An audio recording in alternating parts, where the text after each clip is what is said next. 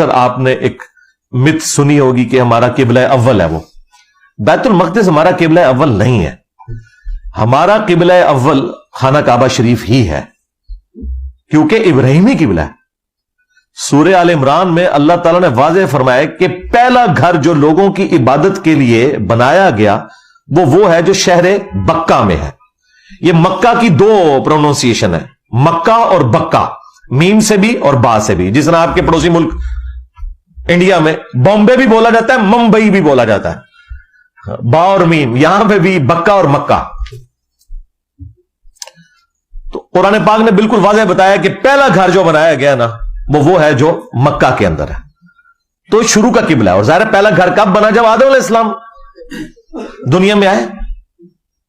وہ بعد میں پھر اس کی بنیادیں جب گم ہو گئیں تو سورۃ الحج میں آتا ہے کہ اللہ تعالیٰ نے ابراہیم علیہ السلام کے لیے وہ بنیادیں ظاہر کی اور پھر انہوں نے دوبارہ سے خانہ کعبہ شریف کی تعمیر کی. اور ابراہیم علیہ السلام جب تھے اس وقت نہ جیوز تھے نہ کرسچنز تھے. یہ تو بعد میں ان کی اولاد میں ڈویژن ہوئی ہے نا ساری. تو ابراہیم علیہ السلام کا قبلہ کون سا ہوا؟ خانہ کعبہ. تو ہمارا قبلہ اول کیا ہوا؟ خانہ کعبہ شریف. اچھا، ایک حدیث بخاری مسلم دونوں میں موجود ہے جو اس سے سپورٹیو ہے. بخاری اور مسلم دونوں میں حدیث ہے کہ ابو ذر غفاری رضی اللہ تعالیٰ عنہ کہتے ہیں میں نے نبی علیہ السلام سے پوچھا کہ دنیا میں سب سے پہلے کون سی مسجد بنائی گئی عبادت کی جگہ؟ تو آپ صلی اللہ علیہ وآلہ وسلم نے فرمایا کہ بیت اللہ شریف جو خانہ کعبہ شریف ہے. پھر انہوں نے پوچھا اس کے بعد، تو انہوں نے فرمایا کہ مسجد اقصی، مسجد ایلیا، بیت المقدس. وہ کہتے ہیں میں نے عرض کیا کہ ان دونوں کے درمیان کتنا فرق ہے؟ تو نبی علیہ السلام نے فرمایا 40 سال کا فرق ہے. 40 سال بعد یہ بیت المقدس بنائی گئی. لیکن قبلہ یہ بنی اسرائیل کے لیے بنا تھا حضرت ابراہیم علیہ السلام کے بعد. اسی وجہ سے بخاری مسلم دونوں میں آتا ہے کہ نبی علیہ السلام نے 17 مہینے تک جب مدینہ شریف گئے ہیں تو آپ نے بیت المقدس کی طرف رخ کر کے نماز پڑھی ہے، تاکہ جو وہاں پہ یہودی آباد تھے وہ اس اعتبار سے کوئی مسلمانوں کو ٹریٹ نہ کریں کہ یہ کوئی الگ سے مذہب ہے. یہ بتانے کے لیے بھی ہم بھی موسیٰ علیہ السلام کے ماننے والے ہیں ایک کامن ٹرم کے طور پر. لیکن نبی علیہ السلام کی خواہش یہ تھی کہ یہ ڈیسیژن جو ہے وہ ریورس کیا جائے بیت اللہ شریف کی طرف. اور پھر سورہ البقرہ میں آیا کہ اے محبوب صلی اللہ علیہ وآلہ وسلم ہم آپ کا بار بار چہرہ اقدس جو ہے آسمان کی طرف اٹھانا دیکھ رہے ہیں، ان قریب ہم آپ کو اسی قبلے کی طرف پھیر دیں گے جو آپ کی خواہش ہے. اور پھر ساتھ ہی حکم آیا کہ اپنے رخ کو آپ پھیر لیں.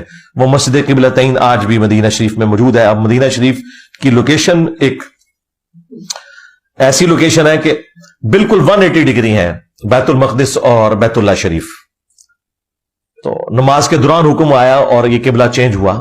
مسجد قبلتین میں باقاعدہ بیت المقدس کی طرف بھی ایک محراب انہوں نے اوپر والے پورشن میں بنائی ہوئی ہے نشانی کے طور پہ، اور آج تو ظاہر ہے وہ قبلہ رخ ہے. تو یہ حکم نازل ہوا اور واپس دینی قبلہ ہمارا نماز کا وہ ابراہیمی قبلہ بن گیا. اور اس کا ذکر بھی سورۃ البقرہ میں آتا ہے کہ یہ ہم نے اس لیے کیا کہ تاکہ اہل کتاب کو تمہارے خلاف کوئی حجت نہ مل جائے. کیونکہ اہل کتاب جو تھے جیوز، وہ آپس میں جب ملتے تھے تو وہ چیما گوئیاں کرتے تھے کہ اگر یہ ابراہیمی ہوتا تو بیت اللہ کی طرف منہ کر کے نماز پڑھتا. اس کا مطلب ہے یہ ابراہیمی نہیں ہے. اب نبی علیہ السلام کیوں کر رہے تھے؟ اللہ تعالیٰ کی وحی کے ذریعے تھا کہ آپ نے کامن ٹرم پہ رہنا ہے. اچھا، جب وہ قبلہ چینج ہوا ابراہیمی ہو گیا تو پھر انہیں بہانا کیا کہ دیکھو اس نے تو قبلہ ہی بدل لیا اپنا. اور پھر اللہ نے قرآن میں کہا کہ ان قریب بے وقوف لوگ کہیں گے کہ قبلہ کس نے بدل دیا، آٹا گندیا ہلدی کیوں ہے. یعنی یہ وسوسے شیطان کے اتنے برے ہیں کہ ان کو اللہ تعالیٰ بھی ایک خاص حد تک ایڈریس کرے گا. اللہ تعالیٰ نے بھی اس میں فرمایا کہ ابھی بھی لوگ بولیں گے لیکن اس کا حل یہ ہے کہ اب چھوڑ دو اس کو.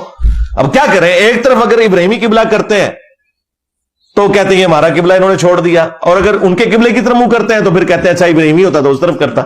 اب درمیان میں نیا قبلہ تو نہیں کو بنایا جا سکتا تھا. بہرحال وہ ایک اعتراض کا تو جواب دے دیا گیا، دوسرے کو کہا کہ بھائی ویل لیفٹ کرو، چھوڑو، دفع کرو، ہر بات کا جواب نہیں دینا ہوتا. اور وہ پھر ہمارا قبلہ آخر بن گیا. لہذا بیت اللہ شریف ہمارا قبلہ اول ہے، بیت المقدس ہمارا قبلہ اوسط ہے، درمیان والا قبلہ 17 مہینے کے لیے. اور ہمارا قبلہ آخر کون سا ہے؟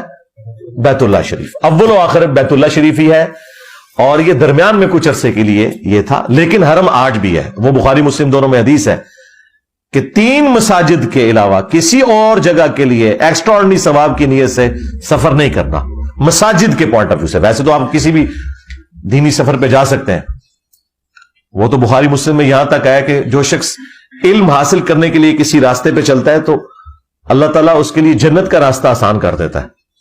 لیکن یہاں پہ مسجد کے پوائنٹ آف ویو سے بات ہو رہی ہے کہ مسجدیں 3 ہی ہیں حرم، جن کی طرف آپ اونٹوں کے کجاوے کسیں گے یا سواری کے لیے سوار ہو کر آپ وہاں جائیں گے ایکسٹرا آرڈنری ثواب کی نیت سے کہ وہاں پہ زیادہ ثواب ملتا ہے، وہ ہے بیت اللہ شریف، بیت المقدس اور مسجد نبوی شریف۔ یہ 3 مسلمانوں کے حرم ہیں۔ اس اعتبار سے ظاہر ہے کہ ہمارے لیے وہ حرم ہے، وہ اس میں کوئی شک نہیں ہے۔ اس وقت پریکٹیکلی اگر آپ ایریل ویو دیکھیں نا اس کا، اس پہاڑی کا جس کے اوپر یہ پورا ایک حرم والا پورشن ہے، اسے یہودی بھی حرم ہی کہتے ہیں، تو سپوز وہ اس طریقے سے آپ دیکھیں تو یہ ریکٹینگولر شیپ میں ہے۔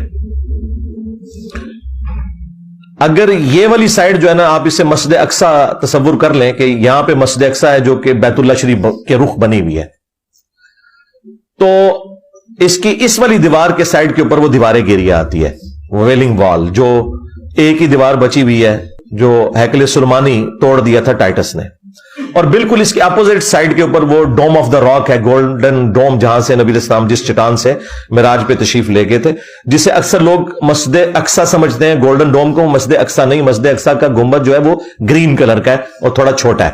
انشاءاللہ تصویر میں اٹیچ کر دوں گا بعد میں ویڈیوز میں بھی، کہ وہ آپ کو پتہ چل جائے کہ مسجد اقصی کون سی ہے، ویلنگ وال کس جگہ کے اوپر ہے، اور جو ڈوم آف دا راک ہے، قبۃ الصخرہ، جو چٹان کے اوپر بنا ہوا گنبد ہے۔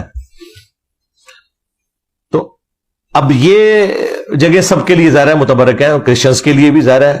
جیسس کرائسٹ کی والدہ بھی اسی بیت المقدس کے اندر عبادت کر رہی تھی، اور اللہ تعالیٰ نے ان کی طرف فرشتہ بھیجا، اس لیے وہ سب کے لیے ایک متبرک جگہ ہے۔